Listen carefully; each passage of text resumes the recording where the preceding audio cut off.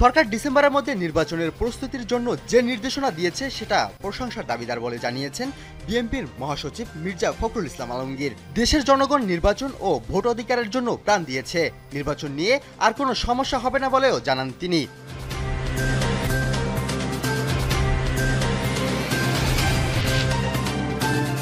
সংস্কার ও জুলাই সনদ বাস্তবায়ন না হওয়া পর্যন্ত এনসিপির নেতাকর্মীরা ঘরে ফিরবে না বলে ঘোষণা দিয়েছেন জাতীয় নাগরিক পার্টির আহ্বায়ক নাহিদ ইসলাম। তিনি আরও বলেন, ছাত্র জনতার আত্মত্যাগের মাধ্যমে ফ্যাসিস্ট হাসিনার পতন হয়েছে, দেশে আর কোনো ফ্যাসিবাদের জায়গা হবে না।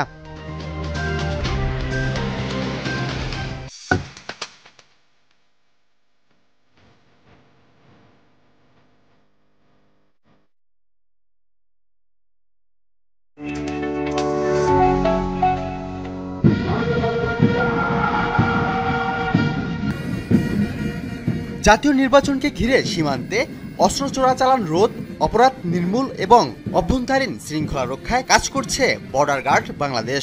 সকালে চট্টগ্রামের সাতকানিয়ায় বিজিবির ১০৩তম রিক্রুট ব্যাচের সমাপনী কুচকাওয়াজ অনুষ্ঠানে এসব কথা জানান বিজিবির মহাপরিচালক মেজর জেনারেল মোহাম্মদ আশরাফুজ্জামান সিদ্দিকী।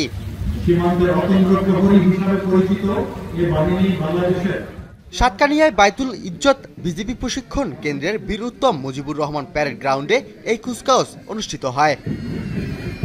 এবারের ব্যাচে ৩৬ জন নারী সহ মোট ৬৯৪ জন রিক্রুট প্রশিক্ষণ সম্পূর্ণ করেছেন। তাদের মধ্যে সর্বোত্তম রিক্রুট হিসেবে পুরস্কার পেয়েছেন সাইফ মিয়া এবং নারীদের মধ্যে শাপলা খাতুন। ফায়ারিংয়ে শ্রেষ্ঠত্ব অর্জন করেন শামীম আহমেদ এবং শারীরিক উৎকর্ষতায় সেরা হন মইনুল ইসলাম। অনুষ্ঠান শেষে বিজয়ীরা বিজিবি মহাপরিচালকের কাছ থেকে ক্রেস্ট গ্রহণ করেন। এর আগে নতুন সৈনিকরা দেশের ৪,৪২৭ কিলোমিটার সীমান্তে যে কোনো পরিস্থিতিতে দায়িত্ব পালনের শপথ গ্রহণ করেন।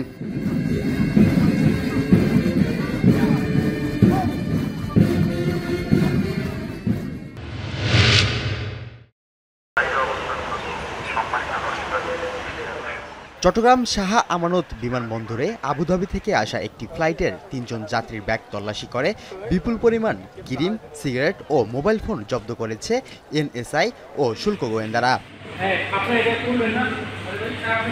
বুধবার রাতে এই মালামাল জব্দ করা হয়। এ ঘটনায় বিমানবন্দরের জনসংযোগ কর্মকর্তা ইব্রাহিম খলিল জানান, বুধবার রাত 12:30টায় আবুধাবি থেকে আসা এয়ার অ্যারাবিয়ার ফ্লাইটে মোহাম্মদ রিপন, মোহাম্মদ মুজিবুর রহমান এবং তাইজুল ইসলাম নামের ৩ যাত্রী ইমিগ্রেশন শেষে ব্যাগেজ নিয়ে গ্রিন চ্যানেল অতিক্রম করছিলেন। এ সময় বিমানবন্দরের এনএসআই টিম ও শুল্ক গোয়েন্দারা তাদের ব্যাগ তল্লাশি করে অবৈধভাবে আনা ২৫০০ পিস আমদানি নিষিদ্ধ ক্রিম, ১০০ কার্টুন বন্ড সিগারেট, ৬০টি মোবাইল হ্যান্ডসেট ও একটি ল্যাপটপ জব্দ করে। প্রথমবারের মতো অভিযুক্ত হওয়ায় মালামাল আটকের পর ৩ যাত্রীকে ছেড়ে দেওয়া হয়েছে বলেও জানান তিনি।